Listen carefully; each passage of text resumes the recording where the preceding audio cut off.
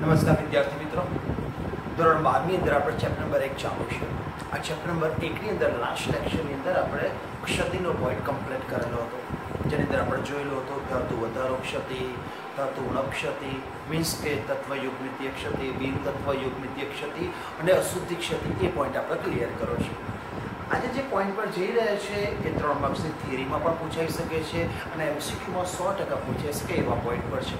તો આજના પોઈન્ટનું જે ટાઇટલ છે, ધાતુ, અર્ધધાતુ અને અધાતુની વાહકતા.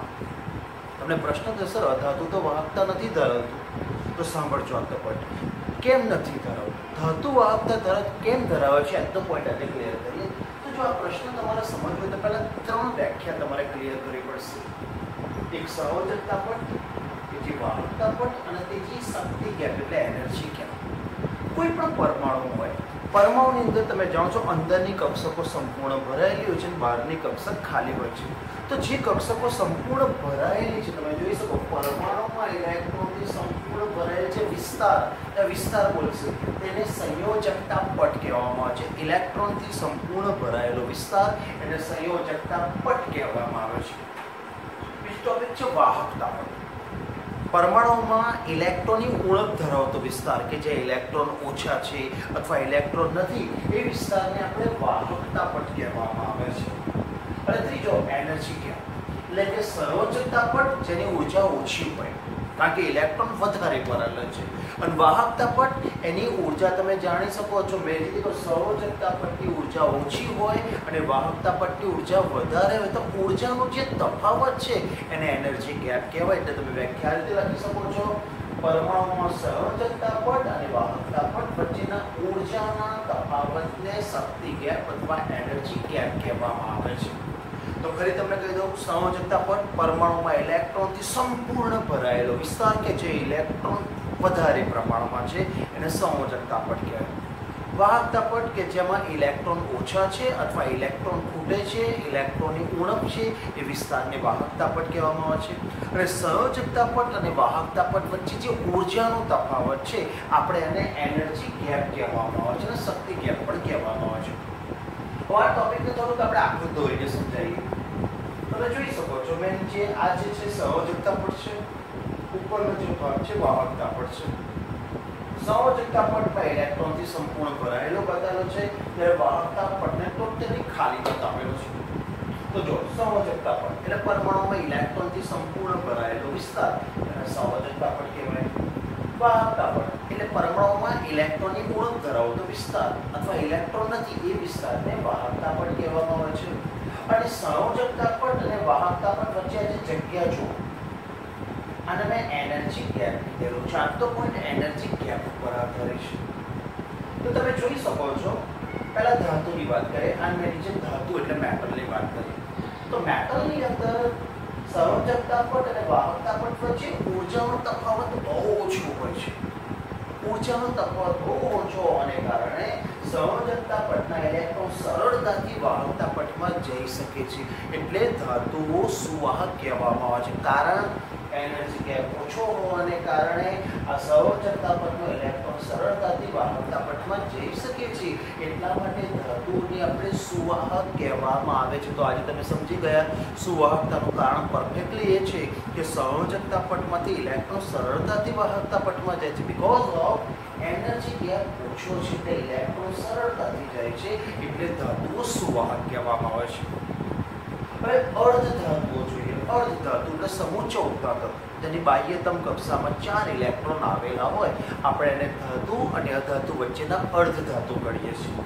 તો અર્ધધાતુમાં સંયોજકતા પટ અને વાહકતા પટ વચ્ચે ઉર્જાનો તફાવત થોડો વધારે હોય છે. તમે જોઈ શકો ઉર્જાનો તફાવત થોડો વધારે છે. તેથી અર્ધધાતુને જ્યારે ગરમ કરવામાં આવે, મતલબ એને ઉર્જા આપવામાં આવે, ત્યારે સંયોજકતા પટના ઇલેક્ટ્રોન વાહકતા પટમાં જઈ શકે છે.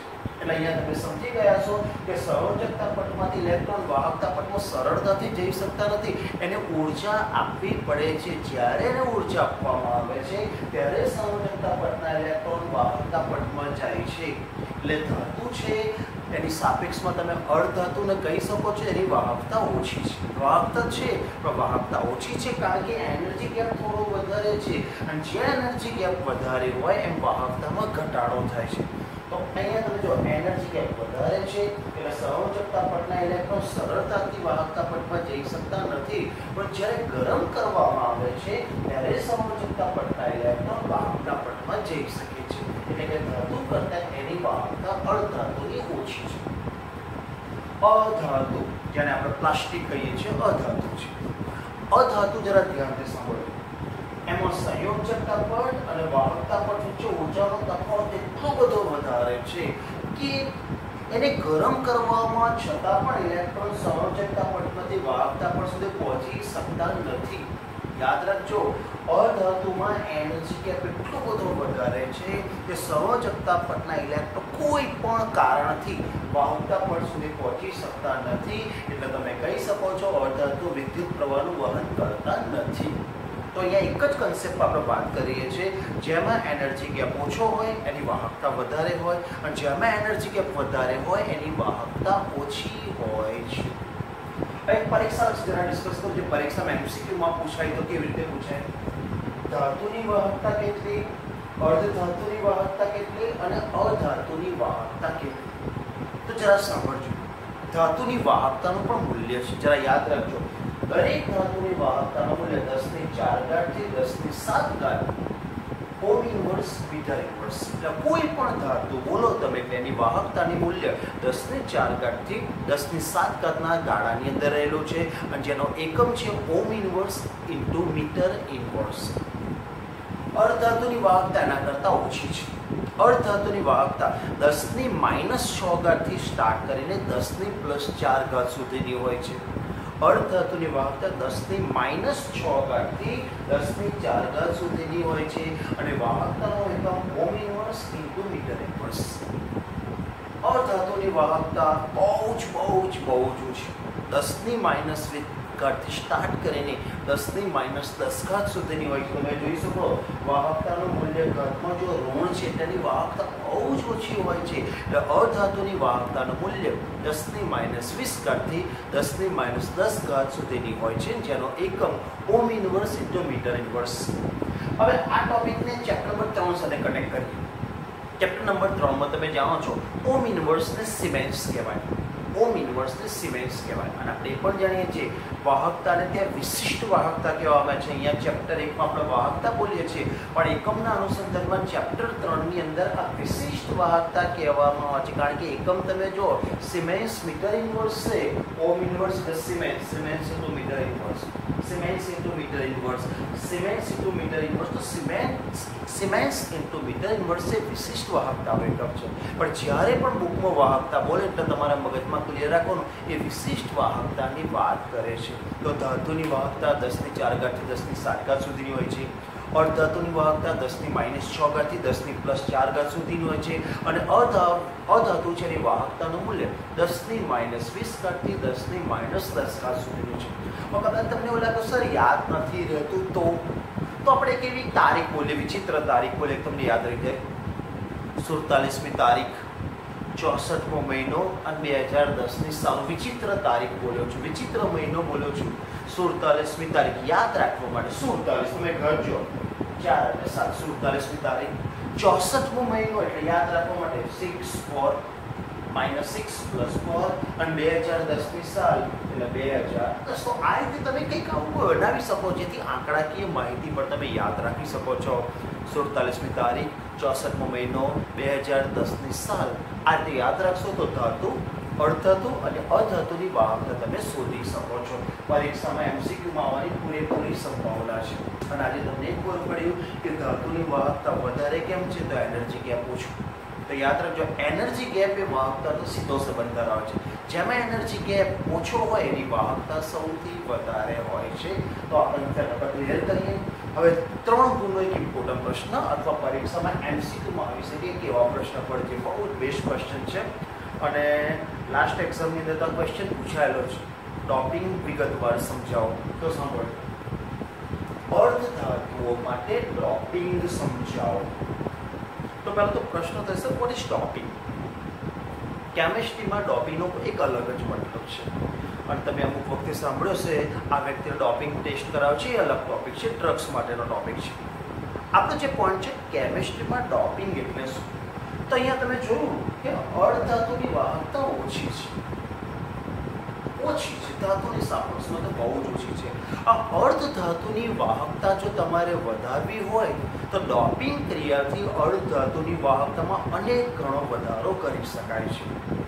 और डोपिंगના ડિટેલમાં સમજાવો.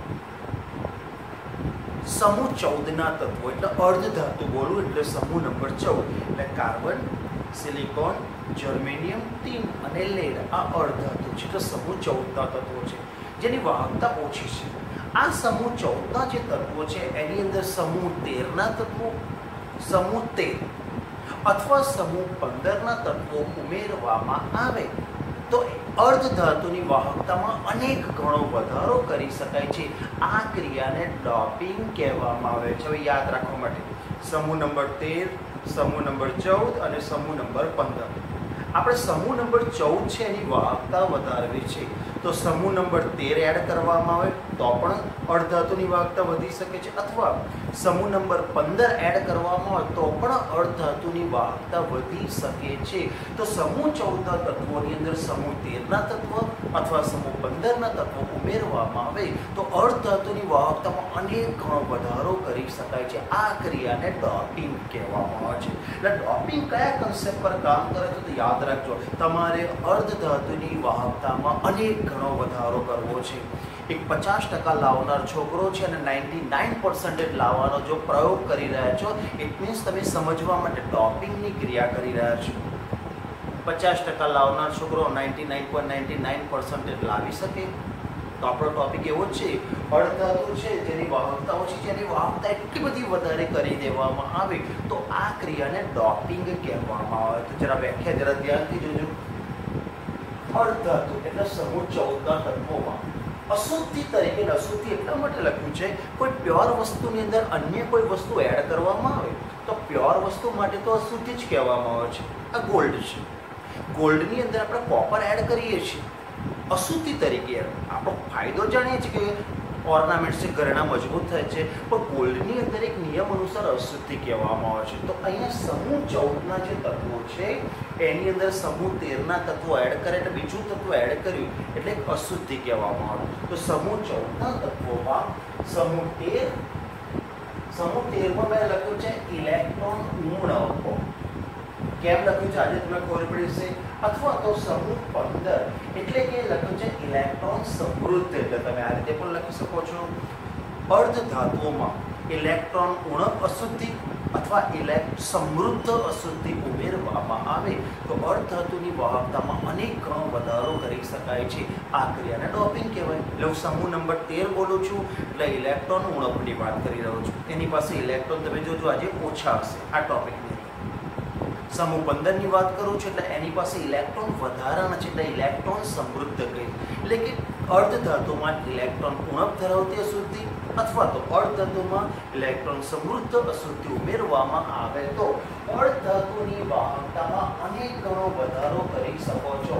આ ક્રિયાને ડોપિંગ કહેવામાં આવે છે. તો ડોપિંગ તમને એટલી ખબર પડી ગઈ કે તમારે અંદર અશુદ્ધિ ઉમેરવી પડે છે. અશુદ્ધિ ઉમેરવામાં આવે ત્યારે એની વાહકતામાં અનેક ગણો વધારો કરી શકાય છે. આ ક્રિયાને ડોપિંગ કહે છે. હવે જરા સમજો. પહેલું, ઇલેક્ટ્રોન ઉણપ અશુદ્ધિ એટલે કે સમૂહ 13 ઉમેરતા.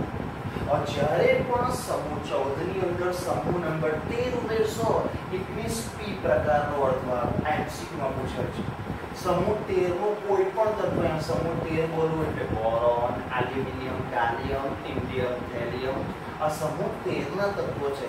યાદ ના રહે તો પહેલો અક્ષર યાદ રાખો BAG, બેગ. આપણે સ્કૂલ કોલેજમાં લઈ જઈએ છીએ. IT ઇન્ફોર્મેશન ટેકનોલોજી અને બેગ ઓફ IT બોલો એટલે સમૂહ 13ના તત્વો તમને મોડેથી જશે.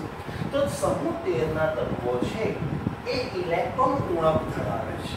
કેમ ઇલેક્ટ્રોન ઉણપ ધરાવે? તો આની સાપેક્ષમાં જો સમૂહ 14 એની બાહ્યતમ કક્ષામાં 4 ઇલેક્ટ્રોન છે અને કોઈ પણ રાસાયણિક પ્રક્રિયાની બાહ્યતમ કક્ષાના ઇલેક્ટ્રોન ભાગ લે છે.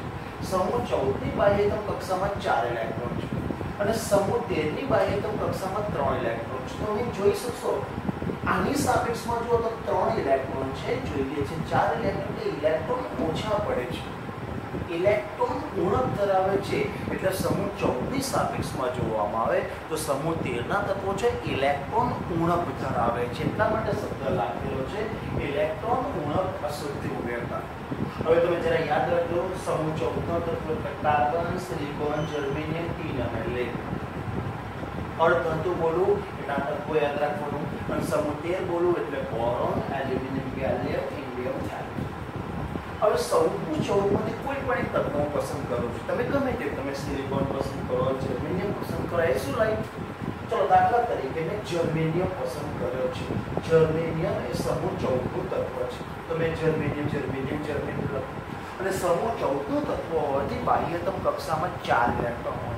14 એટલે 2, 8, 4 એ તો બાહ્યતમ કક્ષામાં 4. તો દરેક જર્મેનિયમની આજુબાજુ અમે 4 અયુગ્મિત ઇલેક્ટ્રોન મૂકેલા છે. રાખજો.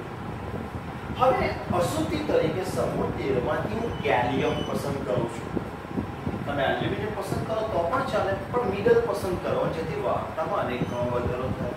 તો હું ગેલિયમ અંદર ઉમેરું છું. જરા ધ્યાનથી જો ગેલિયમ છે, આ Ge એ જર્મેનિયમ કહેવાય અને Ga છે ને ગેલિયમ કહેવાય. હવે ઘટના ધ્યાનથી સાંભળજો, એના શબ્દો બહુ ધ્યાનથી સાંભળજો. દરેક જર્મેનિયમ જોડે 4 અયુગ્મિત ઇલેક્ટ્રોન આવેલા છે. હવે જ્યારે ગેલિયમ અંદર એડ કરવામાં આવે અશુદ્ધિ તરીકે તો ગેલિયમ પાસે 3 ઇલેક્ટ્રોન છે. એટલે થશે શું? જર્મેનિયમના 3 ઇલેક્ટ્રોન સાથે તો સહસંયોજક બંધ બનાવી દેશે. જર્મેનિયમ જોડે 4 ઇલેક્ટ્રોન છે, ગેલિયમ જોડે 3 ઇલેક્ટ્રોન છે, તો 3 ઇલેક્ટ્રોન ભેગા થઈને 3 સહસંયોજક બંધ બનાવશે. હવે 1 ઇલેક્ટ્રોન બાકી રહ્યો, 1 ઇલેક્ટ્રોન બાકી રહ્યો. મેં અહીંયા જો ગેલિયમ લખ્યું છે, આ સહસંયોજક બંધ, સહસંયોજક બંધ. 1 ઇલેક્ટ્રોન જર્મેનિયમનો sp, જર્મેનિયમની સાપેક્ષમાં ગેલિયમનો 1 ઇલેક્ટ્રોન ઓછો છે. એટલે કે અહીંયા તમે જુઓ, અહીંયા 1 ઇલેક્ટ્રોન ખૂટે છે, આ સ્થાન પર 1 ઇલેક્ટ્રોન ખૂટે છે. એટલા માટે મેં લખ્યું છે ઇલેક્ટ્રોન છિદ્ર. જર્મેનિયમનું જે સ્થાન છે, જર્મેનિયમ તમે જો 4 સહસંયોજક બંધ બનાવી શકે છે કારણ કે એની સંયોજકતા કક્ષામાં 4 ઇલેક્ટ્રોન છે, પણ એને 3 સહસંયોજક બંધ બનાવ્યા, ચોથો હજુ ઇલેક્ટ્રોન એને મળ્યો નથી, 1 ઇલેક્ટ્રોન ખૂટે છે. તો આ જે સ્થાન ખૂટે છે એને લખ્યું છે ઇલેક્ટ્રોન છિદ્ર. કે જ્યાં 1 ઇલેક્ટ્રોન ખૂટે છે એને ઇલેક્ટ્રોન છિદ્ર કહેવામાં આવે છે. એટલે યાદ રાખજો, સમૂહ 13 નું તત્વ તમે જ્યારે પણ ડોપિંગ તરીકે એડ કરશો ત્યારે ઇલેક્ટ્રોન છિદ્ર ઉત્પન્ન થશે. પ્રશ્ન થશે ને ઇલેક્ટ્રોન છિદ્ર કેમ કીધું? તેનું 2 કારણ છે. એક તો ઇલેક્ટ્રોન માટેની એક જગ્યા છે, પોઈન્ટ નંબર 1, અને પોઈન્ટ નંબર 2, આ છિદ્રને પૂર્ણ કરવા માટે બાજુમાં રહેલો અયુગ્મિત ઇલેક્ટ્રોન ત્યાં આવી જશે. આ છિદ્રને પૂર્ણ કરવા માટે બાજુનો જર્મેનિયમ હશે, એનો 1 અયુગ્મિત ઇલેક્ટ્રોન અહીંયા આવીને એ છિદ્ર કમ્પ્લીટ કરશે. બટ જર્મેનિયમના પોતાના સ્થાને તે છિદ્ર ઉત્પન્ન થશે. એટલે આ ક્રિયાની અંદર છિદ્ર તો ઉત્પન્ન થવાનું જ છે. ઇલેક્ટ્રોન બીજી જગ્યા પૂર્ણ કરવા માટે જશે તો પોતાના સ્થાને તો છિદ્ર ઉત્પન્ન કરે છે. એટલે અહીંયા તમારો આખો ફોકસ ઇલેક્ટ્રોન છિદ્ર પર રાખવાનો છે. તો અહીંયા જે મેં ગેલિયમ ઉમેરવાથી એક છિદ્ર ઉત્પન્ન થાય છે. એ છિદ્ર પૂર્ણ કરવા માટે જર્મેનિયમ 1 ઇલેક્ટ્રોન ત્યાં જાય તો ત્યાં છિદ્ર ભરાઈ જાય છે, પરંતુ જર્મેનિયમના પોતાના ઇલેક્ટ્રોનના સ્થાને પાછું છિદ્ર તો બાકીનું બાકી જ રહે છે. એટલે અહીંયા છિદ્ર ઉત્પન્ન થાય છે. ભલે ઇલેક્ટ્રોન મૂવમેન્ટ કરે, આ ઇલેક્ટ્રોન પેલા છિદ્રને પૂર્ણ કરવા ત્યાં ગયો પણ પોતાના સ્થાને તો છિદ્ર ઉત્પન્ન થાય છે, તો એને ઇલેક્ટ્રોન છિદ્ર કહેવાય. ધ્યાનથી જોજો, જ્યારે પણ ઇલેક્ટ્રોન છિદ્ર ઉત્પન્ન થાય, આ છિદ્ર ઓલવેઝ ધન વીજભારિત હોય છે કારણ કે ઇલેક્ટ્રોન એની અંદર આકર્ષાય છે. અને ઇલેક્ટ્રોન આકર્ષાય છે એનો મતલબ ઇલેક્ટ્રોનનો ઋણભાર છે, અને છિદ્ર તરફ આકર્ષાય છે તો ઇલેક્ટ્રોન જે છિદ્ર છે ધનભાર ધરાવે છે. તો અહીંયા લખ્યું છે ઇલેક્ટ્રોન છિદ્ર ધનભાર વડે રોકાયેલા છે. એટલે યાદ રાખજો, વાહકતા માટે છિદ્ર પણ ઇમ્પોર્ટન્ટ છે અને વાહકતા માટે વધારાનો ઇલેક્ટ્રોન પણ ઇમ્પોર્ટન્ટ છે. અહીંયા વધારાનો ઇલેક્ટ્રોન નથી, વધારાનો છિદ્ર છે. આ છિદ્ર ધનભારિત છે. અહીંયા મેં શબ્દ લખ્યું છે ઇલેક્ટ્રોન છિદ્ર ધનભાર વડે રોકાયેલ છે, કારણ કે ઇલેક્ટ્રોન એના સ્થાને આવે છે, ઇલેક્ટ્રોન તે આકર્ષણ અનુભવે છે, ઇલેક્ટ્રોન ઋણભાર ધરાવે છે, એનો મતલબ આ છિદ્ર ધનવીજભાર ધરાવે છે. તો ઇલેક્ટ્રોન છિદ્ર ધનભાર વડે રોકાયેલા છે તે ઋણભારિત પ્લેટ તરફ ખસે. તે ઋણભારિત પ્લેટ તરફ ખસે. કોઈ પણ ધનવીજભાર હોય, કોઈ પણ ધનવીજભાર હોય એ ઋણ ધ્રુવ તરફ 100% આકર્ષણ પામે છે. એનો મતલબ કે ઇલેક્ટ્રોન છિદ્ર છે ઋણભારિત પ્લેટ તરફ ખસે. હવે ઇલેક્ટ્રોનનું જે છિદ્ર છે એનો પોતાનો વીજભાર પોઝિટિવ, અહીંયા છિદ્ર વધે છે, છિદ્ર વધે છે અને છિદ્ર પોઝિટિવ વીજભાર ધરાવે છે. તો લખ્યું છે આપજો ખાસ ધન વીજભાર એટલે પોઝિટિવ વીજભાર. છિદ્રનો વીજભાર ઇલેક્ટ્રોન, છિદ્રનો વીજભાર પોઝિટિવ હોવાને કારણે એને પી મતલબ પોઝિટિવ પી પ્રકારનો અર્ધવાહક કહેવામાં આવે છે.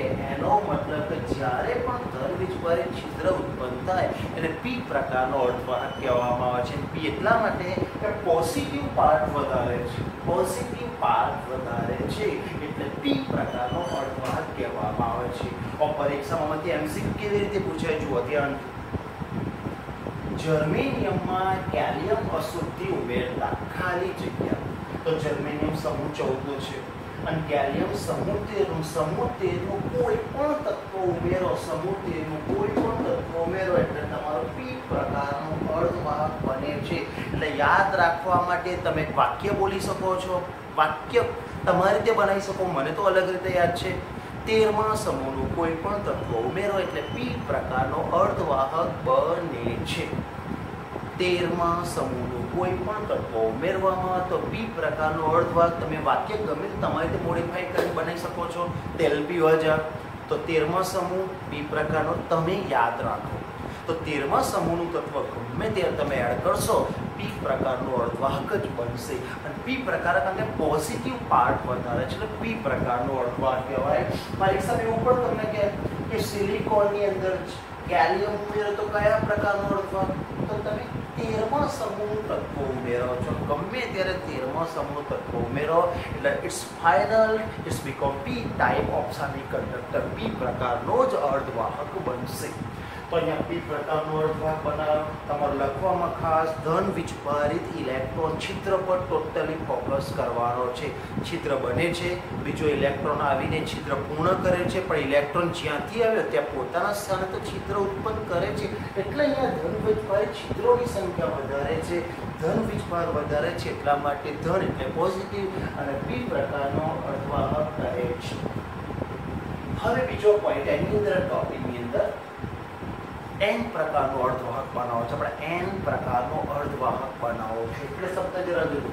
ઇલેક્ટ્રોન સમૃદ્ધ અશુદ્ધિ ઉમેરતા. ઇલેક્ટ્રોન સમૃદ્ધ કહું એટલે સમૂહ નંબર 15. સમૂહ નંબર 15ના તત્વો તમારે યાદ રાખવું પડશે. તો જો હું જ્યારે પણ સમૂહ નંબર 15 કહું, નાઇટ્રોજન, ફોસ્ફરસ, આર્સેનિક, એન્ટીમની અને વિસ્ફોટ, આ સમૂહ 15ના તત્વો છે. જો યાદ ના રહે તો તમે આ રીતે પણ બોલી શકો છો. નાના પાટેકર ઐશ્વર્યા સબ ભિખારી. યાદ રાખવા માટે નાના પાટેકર ઐશ્વર્યા સબ ભિખારી આ સમૂહ 15ના તત્વો છે.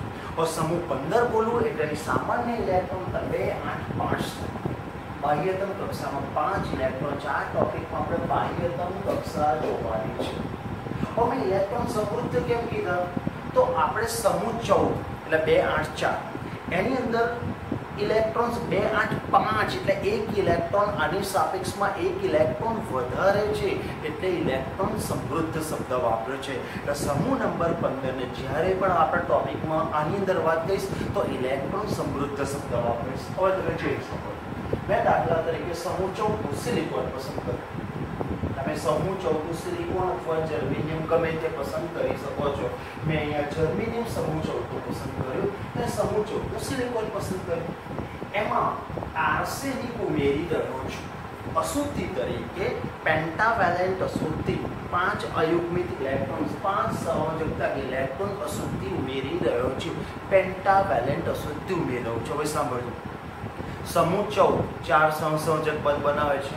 તો તમે ઇલેક્ટ્રોન સમૃદ્ધ તત્વો ઉમેરો છો. બાહ્યતમ કક્ષામાં 5 ઇલેક્ટ્રોન છે એટલે 5 ઇલેક્ટ્રોન આવશે, જેમાંથી 4 સહસંયોજક પદ બની જશે. 4 સહસંયોજક પદ બનશે, જ્યારે પાંચમો એક ઇલેક્ટ્રોન વધારાનો છે. અહીંયા યાદ રાખો, જ્યારે ઇલેક્ટ્રોન સમૃદ્ધ અશુદ્ધિની વાત કરો એટલે એક ઇલેક્ટ્રોન વધારાનો તે છિદ્રો ઉત્પન્ન થવાના જ નથી, કારણ કે કાર્બન 4 સંયોજકતા ધરાવે છે. સમૂહ 14 દરેક તત્વો 4 સહસંયોજક પદ બનાવે, તો 4 સહસંયોજક પદ બની ગયા એટલે છિદ્ર બનવાની કોઈ જગ્યા જ નથી. હવે પાંચમો ઇલેક્ટ્રોન આનો બાકી છે, એક ઇલેક્ટ્રોન વધુ. હવે તમે ધ્યાનથી જોજો, મેં બતાવજો 4 સહસંયોજક પદ બની ગયા, 1 2 3 4 સહસંયોજક પદ બની ગયા. તમે હવે આ એક ઇલેક્ટ્રોન વધારાનો તમે જોઈશું, મેં ડાર્ક પર આ ઇલેક્ટ્રોન વધારાનો. તો અહીં જોજો, આર્સેનિકની સાપેક્ષમાં આર્સેનિકની સંયોજકતા કક્ષામાં 5 ઇલેક્ટ્રોન હોવાથી જ્યારે તે સિલિકોન સાથે ડોપિંગ કરે છે ત્યારે 4 ઇલેક્ટ્રોન સહસંયોજક પદ બનાવે છે અને પાંચમો ઇલેક્ટ્રોન કે જે વધારાનો છે તે વિસ્થાનીકૃત થાય છે. વિસ્થાનીકૃત મતલબ પોતાનું સ્થાન બદલી શકે, સરળતાથી સ્ફટિકમાં પોતાનું સ્થાન બદલી શકે અને વિસ્થાનીકૃત ઇલેક્ટ્રોન કહેવામાં. તો પાંચમો જે ઇલેક્ટ્રોન છે એકલો ઇલેક્ટ્રોન છે, અન્ય કોઈ તો આપી શકવાના છે જ નહીં, કારણ કે કોઈની પાસે છે નહીં. તો આ પાંચમો ઇલેક્ટ્રોન વિસ્થાનીકૃત બને છે. આ વિસ્થાનીકૃત ઇલેક્ટ્રોન એ ડોપ કરેલા સિલિકોનની વાહકતા વધારે. જો ઇલેક્ટ્રોન ગતિ કરે છે, મુક્ત ઇલેક્ટ્રોન વિસ્થાનીકૃત ઇલેક્ટ્રોન ગતિ કરે છે, મતલબ જે સિલિકોન હતી એની વાહકતામાં વધારો થાય છે. તો આ વિસ્થાનીકૃત ઇલેક્ટ્રોન એ ડોપ કરેલા સિલિકોનની વાહકતા વધારે છે. અહીં વાહકતાનો વધારો એ ઋણભારિત એટલે નેગેટિવ ઇલેક્ટ્રોનના કારણે નેગેટિવ, અહીંયા ઋણભાર વધારે છે. અહીં વાહકતાનો વધારો એ ઋણભારિત ઇલેક્ટ્રોનને કારણે છે. તેથી ડોપ કરેલા સિલિકોનને n પ્રકારનો અર્ધવાહક, આ જે અર્ધવાહક બન્યો ને n પ્રકારનો, n because of negative part વધારે છે. અયુગ્મિત ઇલેક્ટ્રોન વધારે મતલબ નેગેટિવ પાર્ટ વધારે છે, અને છિદ્ર વધારે એનો મતલબ પોઝિટિવ પાર્ટ વધારે છે. તો અહીંયા છિદ્રો ઉત્પન્ન થતા જ નથી, અહીંયા વધારાનો ઇલેક્ટ્રોન ઉત્પન્ન થાય છે. અને ઇલેક્ટ્રોન છે એ સિલિકોનની વાહકતામાં વધારો કરી શકે છે. તો આ જે વધારાનો ઇલેક્ટ્રોન છે, જે વિસ્થાનીકૃત ઇલેક્ટ્રોન છે, એ સિલિકોનની વાહકતામાં વધારો કરે છે. એટલા માટે એને n પ્રકારનો શબ્દ નેગેટિવ માટે n પ્રકારનો અર્ધવાહક કહે છે. તો અહીંયા આપણે ડોપિંગનો પ્રશ્ન કમ્પ્લીટ થઈ ગયો. પ્રશ્ન થાય સર આનો ઉપયોગ ક્યાં કરવાનો? આ n પ્રકાર અર્ધવાહક બને, p પ્રકારનો ઉપયોગ ક્યાં કરવાનો? ધ્યાનથી સાંભળો.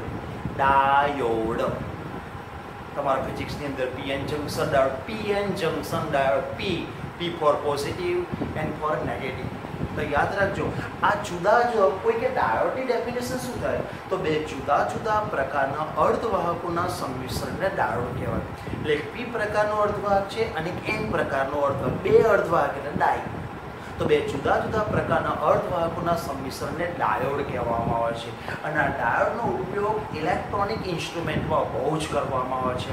ટ્રાન્ઝિસ્ટરમાંનો ઉપયોગ કરવામાં આવે છે, રેક્ટિફાયરમાં એનો ઉપયોગ ખાસ કરવામાં આવે છે. અને ખાસ તમને કહો ફોટો ડાયોડ, તમે સોલર પેનલ સાંભળી હશે. આપણે કહીએ છીએ સિલિકોન ધાતુ વાપરેલી હોય છે, ડોપ કરેલી સિલિકોન ધાતુ વાપરેલી હોય છે, ડોપિંગ કરેલી સિલિકોન ધાતુ વાપરેલી હોય છે. મતલબ ફોટો ડાયોડ. ફોટો ડાયોડ એટલે પ્રકાશ ઉર્જાનું વિદ્યુત ઉર્જામાં રૂપાંતર કરે એટલે ફોટો ડાયોડ કહે છે. તો અહીંયા જેટલા પણ ડાયોડ છે બધા n અને p પ્રકારના અર્ધવાહકોનું મિશ્રણ છે. તો ફરી તમને કહી દઉં, ડાયોડનો ઉપયોગ ઇલેક્ટ્રોનિક ઇન્સ્ટ્રુમેન્ટમાં, ટ્રાન્ઝિસ્ટરમાં થાય છે, રેક્ટિફાયરની અંદર પણ થાય છે, અને પ્રકાશ ઉર્જાનું વિદ્યુત ઉર્જામાં રૂપાંતર કરવા માટે ફોટો ડાયોડમાં પણ થાય છે. તો અહીંયા આ બહુ જ ઇમ્પોર્ટન્ટ થિયરી મેં કમ્પ્લીટ કરી. તમારે સમૂહ 13ના તત્વો યાદ રાખવાના છે, બોરોન, એલ્યુમિનિયમ, ગેલિયમ, ઇન્ડિયમ, થાલિયમ. સમૂહ 15ના નાના પાટેકર, ઐશ્વર્યા, સભ્યખારી. સમૂહ 15નું કોઈ પણ તત્વ ઉમેરેલા n પ્રકાર યાદ રાખવા માટે પેન યાદ રાખો, પેન. 15મો તમારા સમૂહનું કોઈ પણ તત્વ ઉમેરો તો n પ્રકારનો અર્ધવાહક બને છે, યાદ રાખવા માટે. પેન 15મો સમૂહ એન પ્રકારનો અર્થભાગ, તેલ પીવા જા 13મો સમૂહ પી પ્રકારનો અર્થ. યાદ રાખો, ગોખશો નહીં. તમારે મન ફાવે એમ સૂત્ર બનાવો, સારું સૂત્ર બનાવો કે તમને કામમાં લાગે, તમારા બીજા મિત્રોને પણ તમારું સૂત્ર કામમાં લાગે. તમે કોઈ સૂત્રને અમર બનાવી દો, એટલું સરસ સૂત્ર બનાવો કે તમને તો કામમાં લાગે, બીજાને પણ કામમાં લાગે. તો અહીંયા પરીક્ષા દ્રષ્ટિએ બેસ્ટ થિયરી, બેસ્ટ એમસીક્યુ પૂછાઈ શકે મેં કમ્પ્લીટ કરી કાઢ્યો. નેક્સ્ટ લેક્ચર અંદર લાસ્ટ એક થિયરી છે એ આપણે કમ્પ્લીટ કરીશું. ઓકે.